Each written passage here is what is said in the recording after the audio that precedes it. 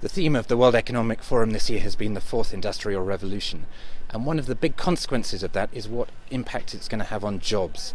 There have been some reports that maybe 40% of jobs are going to be destroyed by the rise of robots, automation, digitisation, which is a frightening prospect for many people. It also raises the question of whether the fruits of that gains in distribution are going to be taken by the big tech companies themselves. Are they going to end up being fantastically rich at the expense of the population?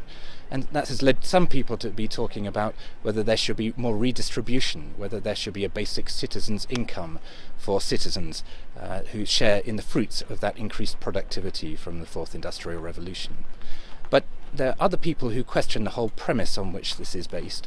I was in a really interesting debate. The economists laid out this grand scenario, but then there are some people who are running big companies, hotel companies, who are arguing that they find it incredibly difficult right now to hire people with sufficient skills, and said that the robots should come on. And the counter-argument, I think, to this is that the two things that need to be done are, one, that people need to be re-educated. There has to be a skills revolution.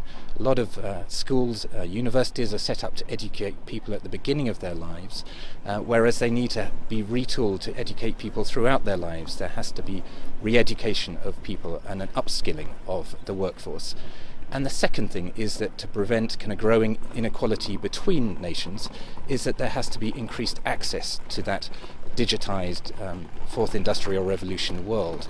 And that implies that, as one Indian tech CEO put it to me, that the disenfranchised of the world have to be plugged into the global supply and demand network. Everyone has to be given a chance to compete in this new world, and by giving access to the poorest people, you're also going to raise their incomes too. So I think this is a fascinating debate that is going to roll on and on for many years to come.